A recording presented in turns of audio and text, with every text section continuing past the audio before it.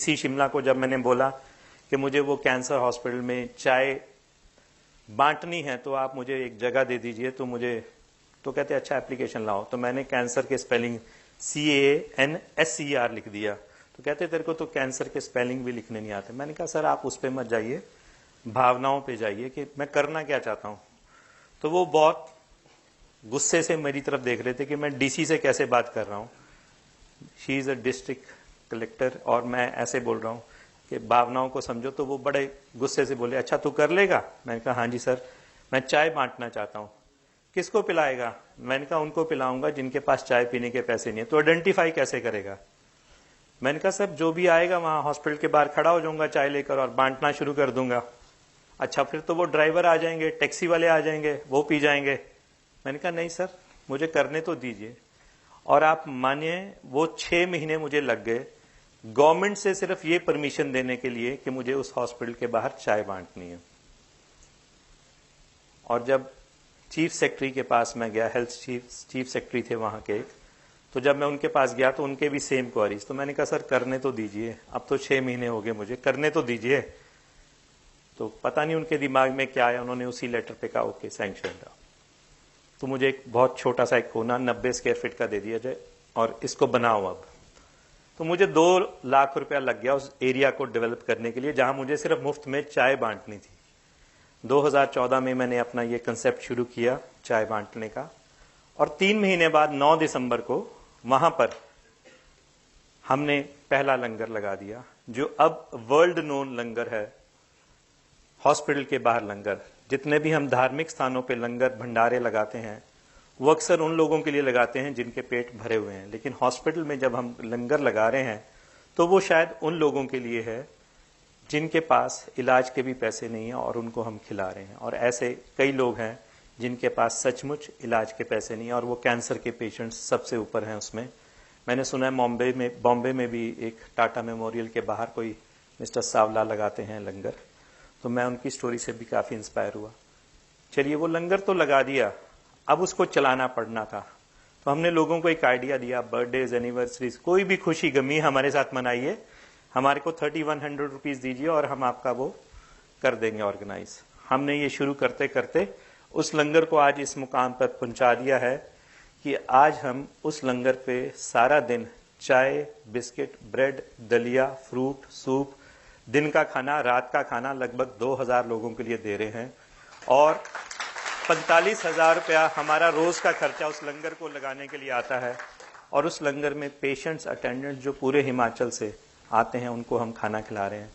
साथ ही के साथ शिमला में बर्फ बहुत पड़ती है, सर्दी बहुत होती है, हम उनको 2-2 ब्लैंकेट्स और एक मैट्रेस भी देते हैं कि वो हॉस्पिटल में कहीं भी जाकर सो जाएं। और हमारा एक बहुत ही यूनिक कंसेप्ट चला जब हमने वो लंगर लगाया 2014 में। तो कुछ कैंसर पेशेंट्स को, क्योंकि 90 स्क्वायर फीट जगह थी, रोटी बना नहीं सकते थे, तो हमें रोटियों की आवश्यकता हुई। तो हमने छोटे छोटे रोटी बैंक्स खोले। आज हमारे शिमला में 23 रोटी बैंक हैं जिसमें हर हफ्ते 20,000 रोटियां हम इकट्ठी करते हैं। और हमने बच्चों को एक बड़ा यूनिक सा आइडिया दिया, अगर आप भी बॉम्बे में कहीं भी इंस्पायर होकर लंगर लगाना चाहें तो आप भी लगा सकते हैं। जितने भी स्कूल हैं उन बच्चों को बोलिए अपने लंच के साथ सिर्फ एक रोटी लेकर आए और अपनी एक कलेक्शन टीम बना लीजिए। और उस कलेक्शन टीम का यही काम होगा कि वो रोटियों को इकट्ठा करे। अब शिमला में 1800 बच्चों का एक स्कूल पकड़ा, एक 1900 बच्चों का, एक 700 का, एक 800 का, एक 900 का। तो जितने जितने बच्चों के स्कूल पकड़े उतनी रोटियां तो कंफर्म्ड है कि एक एक बच्चा लेकर आएगा। लेकिन वो पेरेंट्स इतने खुश हुए, वो जब भी मुझे मिलते हैं वो कहते हैं हमारे बच्चों ने शेयरिंग सीख ली, उनको शेयरिंग की हैबिट डाल दिया आपने। तो वो एक रोटी नहीं देते, कोई 10 देता है, कोई 20 रोटियां भी देता है। और शिमला में अब रोज मेरी वो एक वैन घूमती है जो रोटियां इकट्ठी करती हैं बच्चों से, लोकेलिटी से, जजेस से और ऑफिसेज से। हमने अपने 23 रोटी बैंक शिमला में चला दिए और अब हमारे पास सारा दिन लगभग 5-6 हजार रोटियां शाम तक पहुंच जाती हैं और हम उस लंगर को चला रहे हैं। और इससे एक बात सीखने को और मिली, कोई भी दुनिया का काम मुश्किल नहीं है अगर आप ठान लो तो। मैं अक्सर कहता हूं ठान लो तो हार लई, मान लो तो हार है।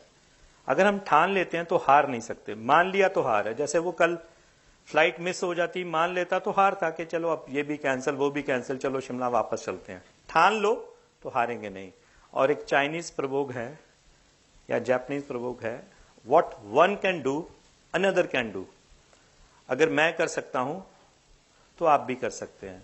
लेकिन हम कई लोग ऐसा मानते हैं इंडियन कंसेप्ट में कि व्हाट,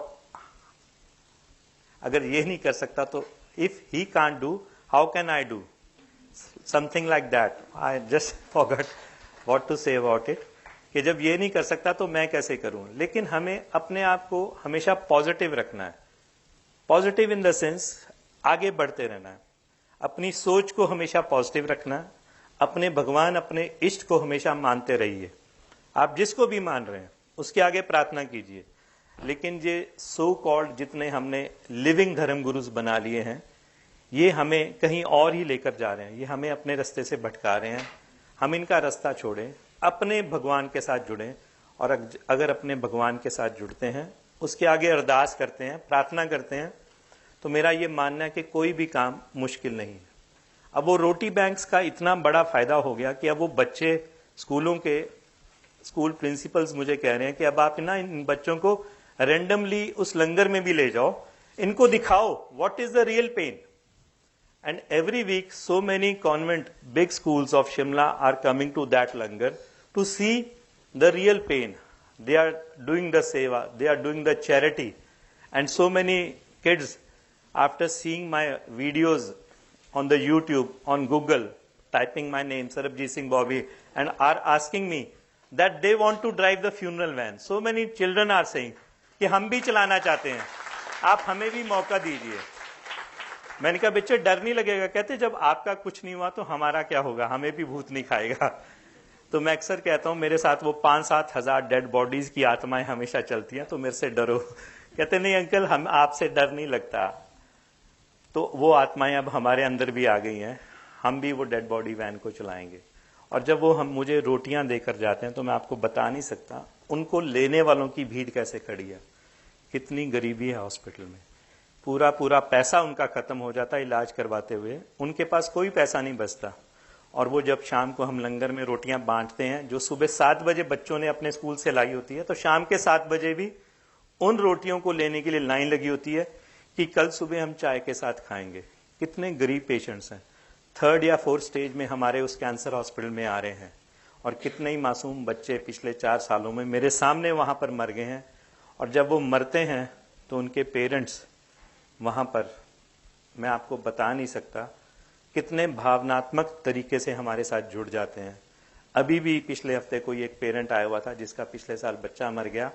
वो मेरे लिए अपने गांव से जो पहली फसल होती है वो राजमा लेकर आया और देसी घी लेकर आया कि ये आप अपने घर ले जाइएगा, आपने 1 साल हमारी बहुत सेवा की।